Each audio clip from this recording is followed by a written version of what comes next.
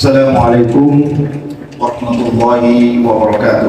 Waalaikumsalam warahmatullahi wabarakatuh. Alhamdulillahirabbil alamin.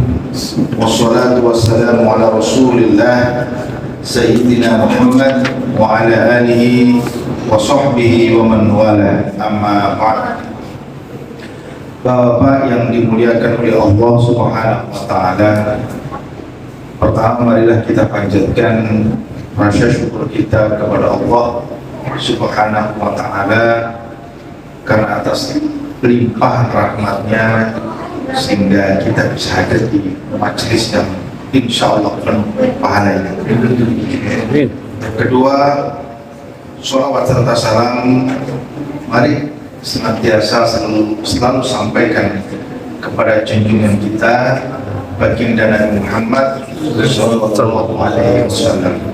Allahumma sholli wa sallim wa barik ala sayyidina Muhammad wa ala alihi sayyidina Muhammad.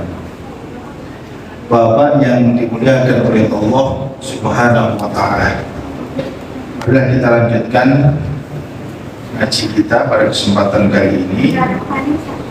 Dan pada kesempatan kali ini izinkan saya kita simak beberapa video yang pernah saya share di grup dan kita renungkan nasihat-nasihat dari para sufi. Apa nasihat yang ingin disampaikan oleh para sufi sehingga kita bisa memahami betul apa makna-makna yang terkandung di dalam setiap kata, pilihan kata yang disampaikan oleh para sufi. Baik, jadi saya sebenarnya bikin video ini bukan untuk jadi konten kreator, tapi untuk majelis ini sebetulnya saya bikin video itu. Dan saya ingat gitu kan, saya bikin video itu sebenarnya belajar untuk saya sendiri gitu. Kira-kira inilah dari kita mulai Yasinan itu sudah ada 677 video dan sudah ada 3.907 subscriber. Oke, sekarang kita simak yang pertama dan kita renungkan apa makna dari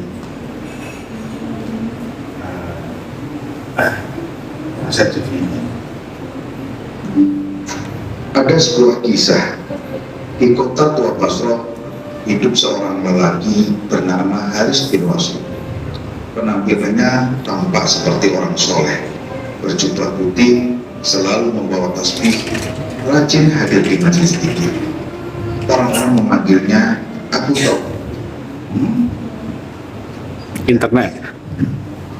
Ini lagi Bapak Tobat, karena ia sering berkata, aku ini berdosa, tapi sedang dalam jalan tobat.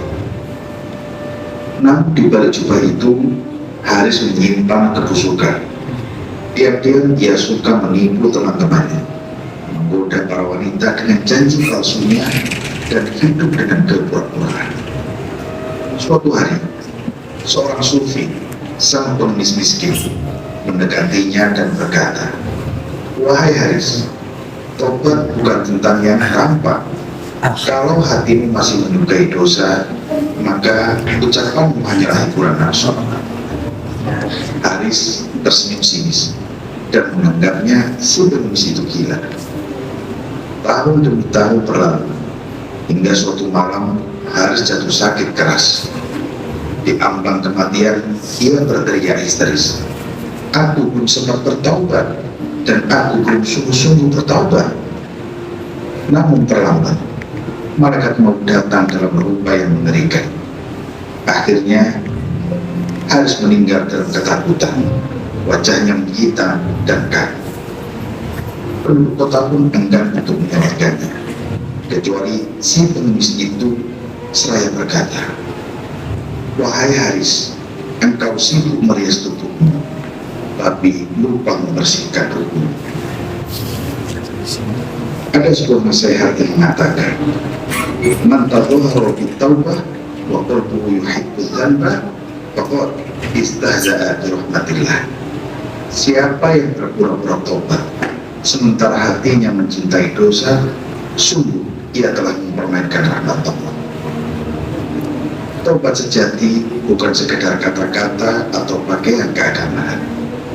Bila hati masih bersenang-senang dalam dosa, maka tobat hanyalah topeng, dan Allah tidak tertipu oleh topeng manusia. Wallahu a'lam. Ada sebuah kisah di kota Tua Basrah. Apa kira-kira makna yang terkandung dalamnya? Jadi judulnya itu si ucapan manis, namun hatinya pahit. Jadi ini ceritanya ada seorang pemuda yang ngaku, dia bukan pemuda siapapun, yang ngaku taubat, udah banyak dosanya, tapi pakai jubah putih, bawa tasbih, suka ikut itu. Tapi dan ngaku-ngakunya saya adalah berdosa, saya sedang dalam perjalanan tobat. Aku ingin berdosa, tapi sedang dalam jalan tobat. Namun dibalik ternyata dia nggak tobat, masih juga ketemu model para wanita. Palsu. Jadi palsu lagi ini. Kalau udah wanita aja sih nggak apa-apa, tapi jadi palsu. Dan ya itu dengan mau ke pura-pura. Makanya suatu hari ada seorang sufi sang pengemis miskin mendagatnya berkata, ini kata-katanya penting. Wahai Haris, tobat itu bukan tentang yang tampak. Jadi bukan baju, kau pakai baju putih, bukan sorban, bukan dikir ada di tangan, bukan sajadah, bukan majelis, banyaknya majelis dikir yang kau datangi. Ya kan? Itu yang dimaksud dengan yang tampak. Tobat itu bukan yang tampak. Kalau hatimu masih menyukai dosa, tadi berarti dia masih suka menipu temannya, masih suka goda wanita, maka ucapanmu maksudnya apa? Aku ini pendosa, maka ucapan untuk saya adalah pendosa, saya telah pendosa, maka ucapan begitu adalah hiburan nafsu. Kira-kira maknanya ternyata maka ucapan ini adalah hiburan nafsu. Kalau orang yang ini harus mencilis dan menganggapnya si pengemis itu gila, banyak tahun demi tahun dia tetap melakukan itu hingga satu malam harus jatuh sakit keras di ambang kematian. Ia berteriak histeris, aku belum sempat bertobat, jangan diambil dulu saya nyawaku. Aku wahai malaikat, ini maksudnya wahai malaikat, aku belum sungguh-sungguh bertobat, jadi baru pura tobat. Namun terlambat, malaikat maut datang dalam rupa yang mengerikan. Ia meninggal dalam ketakutan, wajahnya menghitam dan kaku. Bahkan penduduk kota itu enggan mencolokkannya, saking suka ibunya gitu, saking suka mempermainkan wanita, saking banyak dosa sampai orang yang jijik gitu. Ini hanya istilah ya, kecuali si pengemis itu seraya berkata, wahai Haris, engkau sibuk melihat tubuh. Berarti apa maksudnya? Engkau sibuk untuk menggunakan jubah, engkau sibuk menggunakan surban, engkau sibuk membawa zikir, engkau sibuk datang ke majelis zikir, ya kan? Tapi engkau lupa membersihkan ruhnya. Dalam banget. Jadi kalau sufi ini engkau hanya sibuk merias tubuhmu, tapi engkau lupa membersihkan ruhnya. Ini yang penting. Makanya ada sebuah nasihat, man tadhumar, barang siapa yang berpura-pura apa bitaubat, terhadap taubat, wa qalbuhu yuhibbu dzanba, dan hatinya masih suka dosa untuk melakukan dosa, faqad, maka sungguh istahza, dia sedang mempermainkan apa rahmat mudah-mudahan kita semua ini bukan termasuk orang-orang yang istahza'a bi rahmatillah, berpura-pura orang yang mempermainkan rahmat Allah. Sehingga maknanya tobat sejati bukan sekedar kata-kata atau pakaian keagamaan. Bila hati masih bersenang-senang dalam dosa, maka tobat hanyalah topeng. Dan Allah itu tidak akan tertipu oleh topeng manusia. Kita bisa tertipu oleh topeng tadi. Kita bisa tertipu oleh topengnya, berarti apa? Jubahnya. Kita tertipu oleh surbannya. Kita tertipu oleh besarnya tasbihnya. Kita tertipu oleh banyaknya majelis zikir yang ia ikuti. Tapi Allah tidak akan tertipu oleh topengnya. Ini yang paling penting. Yang paling penting, mudah-mudahan kita benar-benar tidak menipu. Kita boleh menipu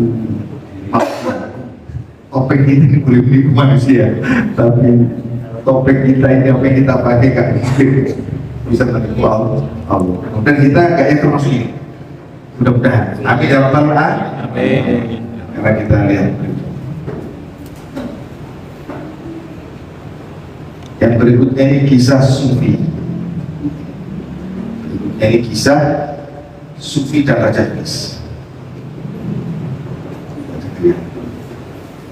Ada sebuah nasihat sufi yang mengatakan as-sabru huwa an tabtasima wa an tahtar bermakna.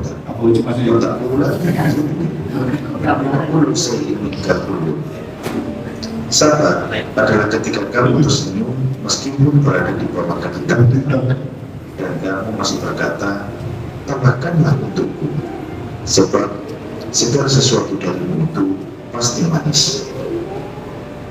Ada sebuah kisah, hiduplah seorang raja yang bengis namun cerdas. Ia mendengar kabar tentang seorang pengemis gila yang sering menangis dan tertawa sendiri di pasar sambil berkata, segala sesuatu darinya pasti manis. Raja lalu memerintahkan agar si pengemis itu dipanggil ke istana.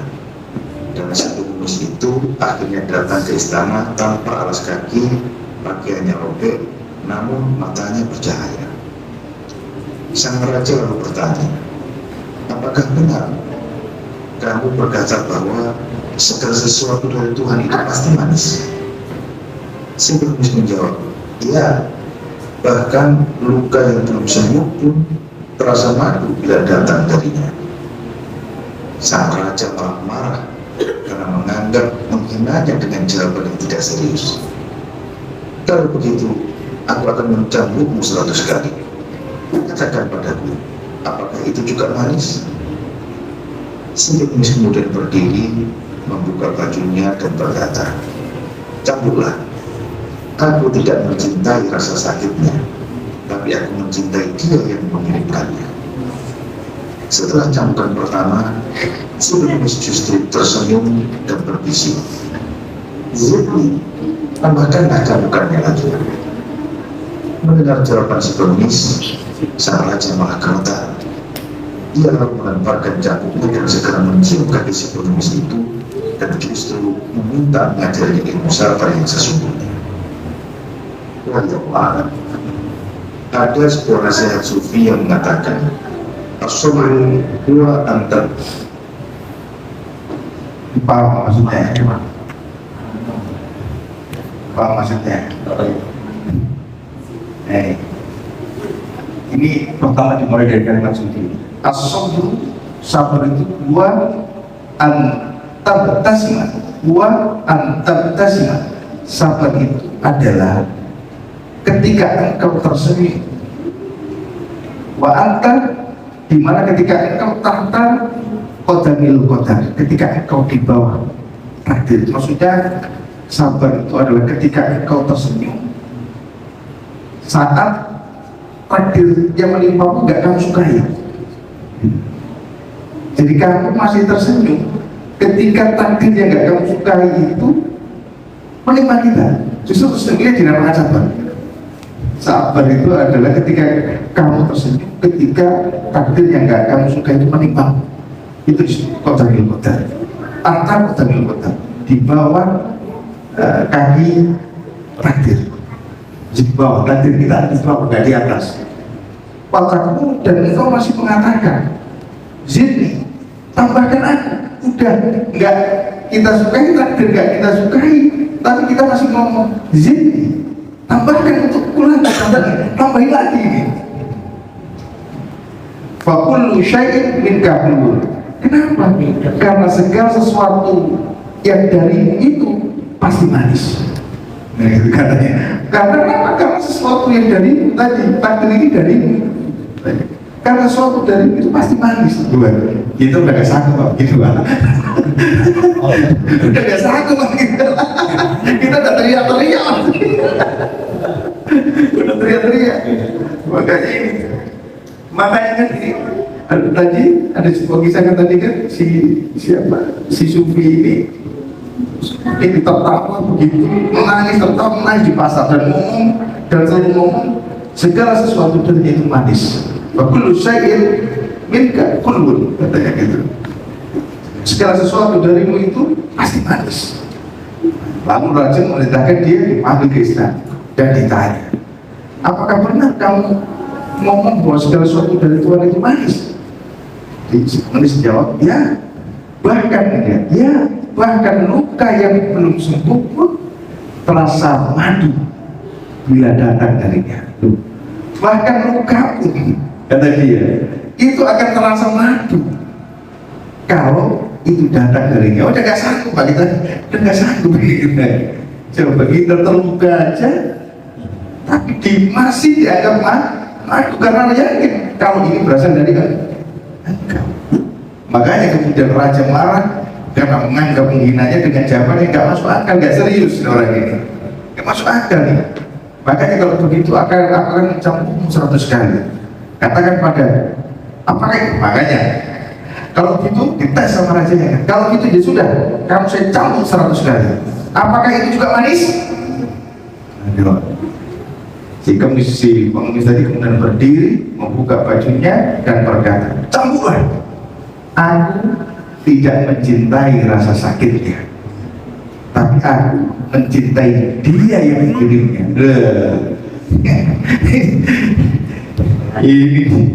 Ini lagi sekarang kita lagi belajar ini jadi orang sufi di sini. Siap-siap.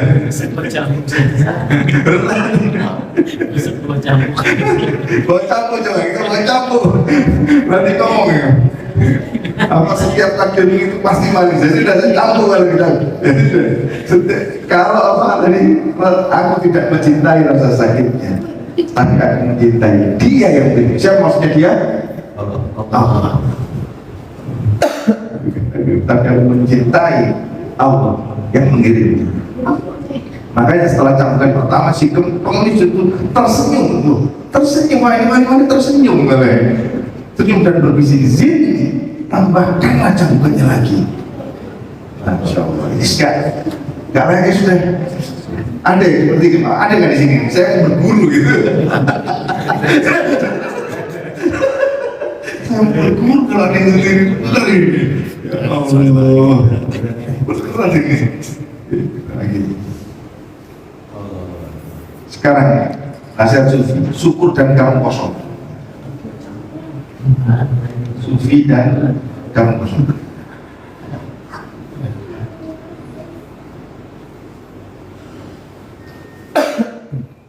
Ada sebuah nasihat sufi yang mengatakan asyukru wal qawl, wasyukru wal maqsud, wasyukru wal murafiq. Kaifa tansa asyukra wa huwa ma'aka. Syukur adalah jalan, syukur adalah tujuan, dan syukur adalah teman seperjalanan.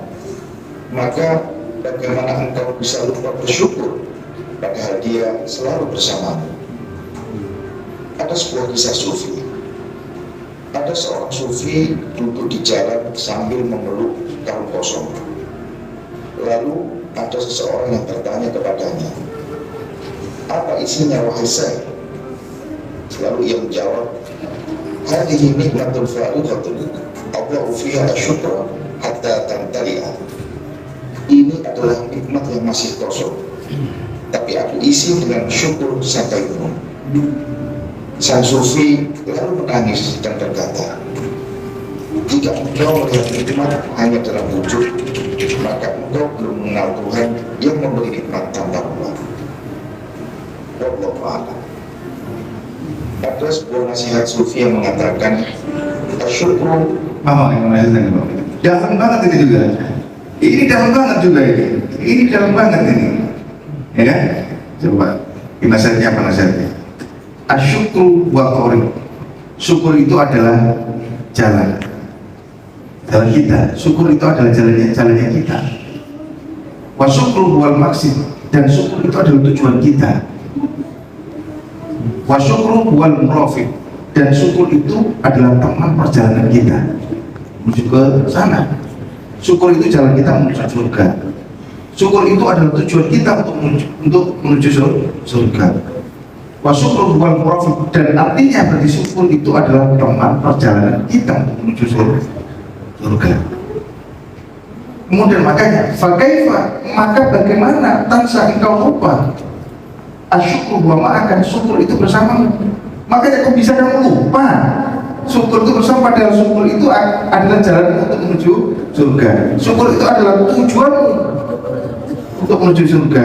Syukur itu adalah teman, berarti syukur itu adalah teman perjalananmu nanti di surga. Kok ya kamu lupa bahwa syukur itu ada bersamamu? Nah, gitu. Maka bagaimana engkau bisa lupa bersyukur padahal dia selalu bersama. Nah, makanya si orang sufi ini tadi dulu mau ditanya oleh seseorang, apa isinya wahai Syekh? Dia kan tadi si sufi tadi kan dulu karung kosong tuh, karung kosong senang banget dia dulu karung kosong. Kita coba dulu karung kosong. Saya itu pernah dulu karung kosong, antri ibu. Jadi karena itu nggak punya duit ya kan, kayak jualan apa sembako di rumah ya kan, ya karena nggak punya duit dia tegak malu ya kan, itu reketnya kan gitu kan diisi helm, jadi kelihatan penuh. Ya penuh itu kan karena cuma baru bisa belanja nggak sampai penuh. Biasanya kan orang jual coba gitu kan kadang habis dari pasar itu kan reketnya kan banyak di bawahnya itu kan nggak punya duit, kita isi helm. Itu tidak sopan banget itu. Kalau kita udah bisa mensyukuri itu lah ini. Itu kata makanya apa karung kosong gitu kan, karung kosong. Mau ditanya saya apa itu? Hadhihi nikmatun fardhatun. Ini adalah nikmat kosong. Ini adalah nikmat yang masih kosong. Dia adalah nikmat yang kosong. Allah afiha, tapi aku isi karung kosong ini dengan apa? Asyukur, dengan syukur. Hatta tamtangga, hingga dia penuh. Maka dia mengembangkan. Karena aku isi dengan syukur, maka ia penuh. Ya ketawa yang lain, ketawa ini gak jelas ini, gak jelas isu ini, benar gak jelas ini. Kamu kosong kok seneng banget dia, ya seneng banget nih, ya kan? Makanya kata sufi apa kata sufi? Makanya sufi kemudian menangis ketika ditertawain. Sang sufi diketawain menangis. Apa nasihatnya sufi? Jika engkau melihat nikmat dalam wujud, nah ini paling penting. Jika engkau melihat nikmat itu hanya dalam wujud, maka engkau belum mengenal Tuhan yang memberi nikmat tanpa apa. Ini kan dalam umumnya nikmat itu selalu kita nilai dengan wujud. Dapat mobil, ya kan? Dapat duit, dapat apapun. Tapi bagi sang sufi, kalau nikmat itu, jadi jika engkau melihat nikmat itu hanya dalam wujud, berarti engkau belum kenal Tuhan yang memberi nikmat tanpa upah. Berarti kan kayak nikmatnya gak kelihatan. Berarti kamu belum mengenal Tuhan yang memberi nikmat tanpa upah. Ini dalam ya. Ini dalam. Sekarang kita yang terakhir. Ini penting.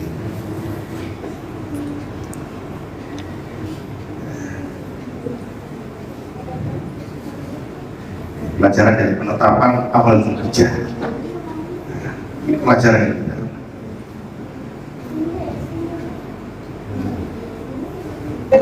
Ternyata terlambat munculnya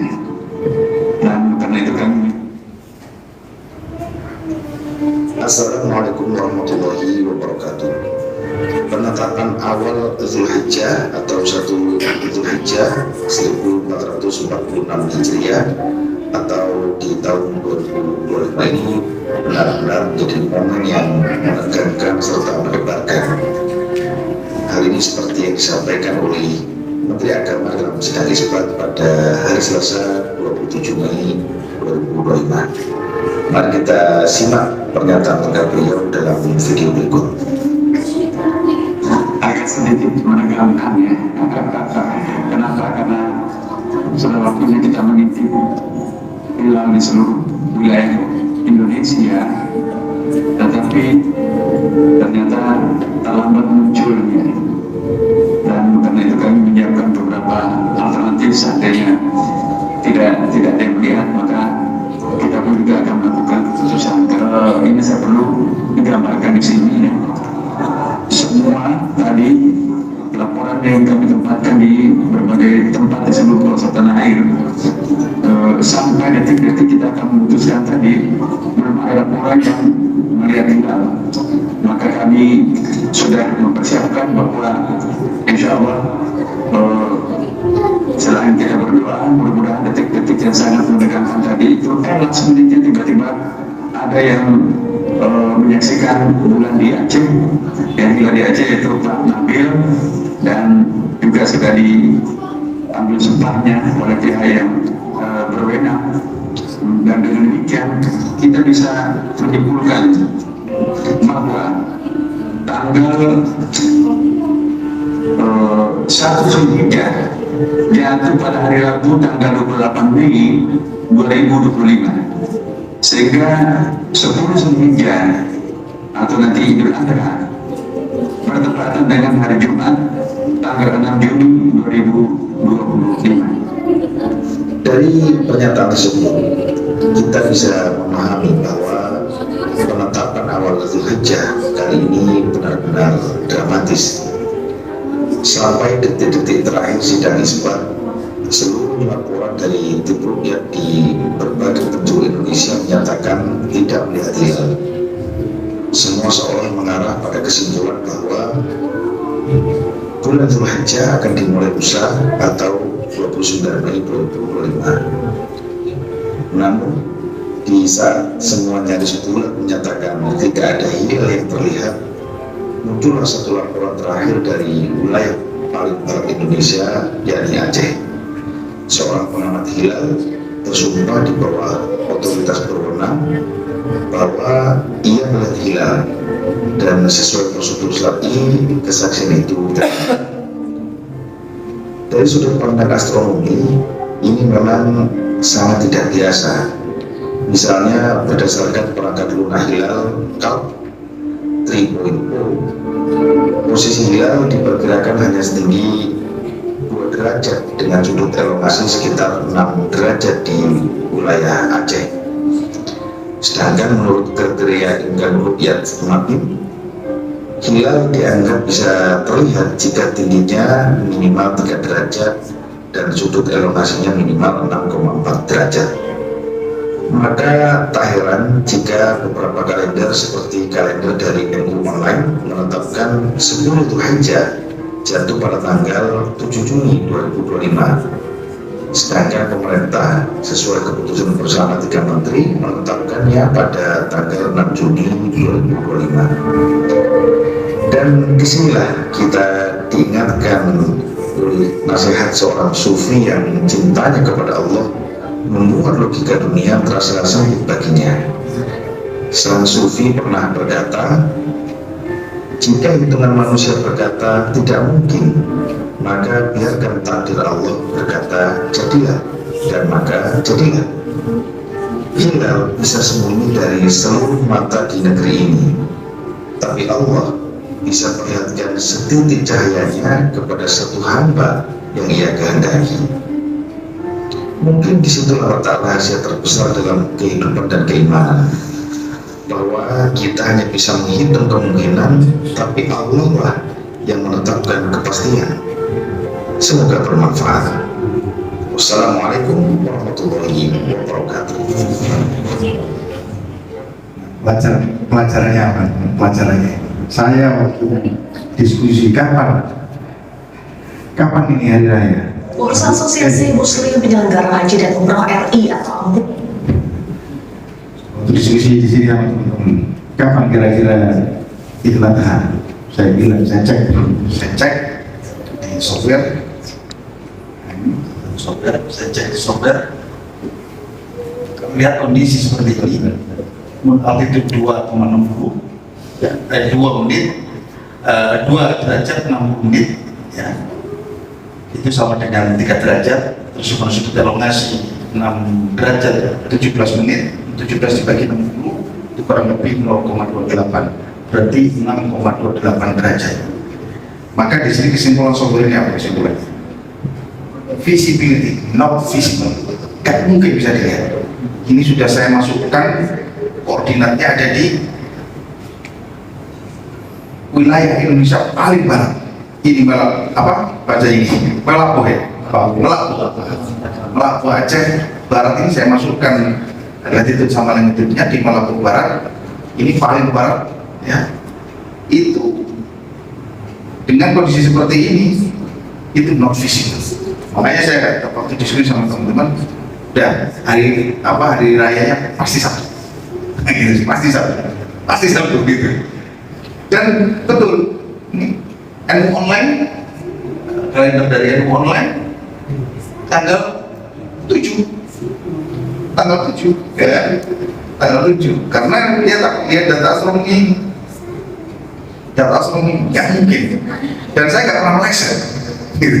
Dan saya tebakan saya nggak pernah meleset, berdasarkan statistik tahun-tahun sebelumnya bagaimana pemerintah Kemenang itu menetapkan sidang isbat itu dengan kondisi, kemudian saya bandingkan dengan kondisi tinggi bulan, hampir tebakan saya nggak pernah meleset, gitu. Hampir tebakan saya nggak pernah meleset, dan ini hampir nggak meleset juga. Ternyata di ujung-ujung hanya ada satu orang mau sidang isbat, mau dibuka, ternyata hanya ada satu orang yang bersaksi bahwa saya melihat, katanya, saya melihat, gitu. Ya kan, saya melihat. Mana ini? Nah, ya kan. Kalau dari pemerintah ini kan kalau wujudul hilal, memang wujud. Bulan sudah di atas ufuk, cuma not visible, nggak mungkin bisa dilihat. Nah, itu intinya adalah ternyata kita nggak perlu jumawa gitu. Ternyata kita nggak perlu jumawa, walaupun saya nggak pernah meleset, ternyata meleset juga. Ya kan, kemanapun juga tadi Pak Menteri juga ngomong, saya udah siapin ini, untuk nggak kelihatan ini hari Sabtu. Ternyata di akhir-akhir ternyata ada yang bersaksi melihat di hilal. Makanya ini menarik ini.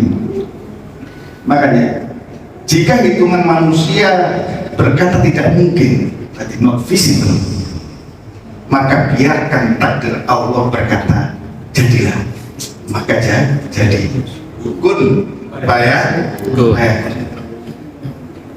Jadi memang kita tuh nggak boleh ngomong 100% pasti, nggak boleh. Ternyata masih ada 1%. Ya Allah, ini apa ternyata? Saya yakin ini sudah bisa kelihatan, ini nggak mungkin kelihatan gitu. Karena ada yang kemarin yang sebelumnya tepat gitu kan, dan ini JNU juga ngomong tanggal 7 gitu kan, ya pasti gitu. Dan ternyata maka ketika hitungan manusia itu berkata tidak mungkin, maka biarkan takdir Allah berkata jadilah, maka jadi. Makanya kalau kita berpikir dari sini, kalau kita berpikir nggak mungkin, maka biarkan takdir Allah berkata jadi, insya Allah jadi. Hilal bisa sembunyi dari seluruh mata di negeri ini, gak kelihatan dari apa? Dari Merauke ya berarti ya, dari Merauke hampir mau ke Sabang gitu kan, nggak ada yang bisa lihat, mau ditutup nggak bisa lihat, tapi Allah bisa perlihatkan setitik cahayanya hanya kepada satu hamba yang Dia kehendaki. Makanya mungkin disitulah letak rahasia terbesar dalam kehidupan dan keimanan kita, bahwa kita hanya bisa menghitung kemungkinan, tapi Allah lah yang menetapkan kepastian. Nah itu bagus ini, kita hanya bisa menghitung kemungkinan, tapi Allah lah yang menetapkan Iya. Jelas kita hanya bisa menghitung kemungkinan, tapi Allah lah yang menetapkan kepas. Iya. Jadi marilah kita jaga keikhlasan kepada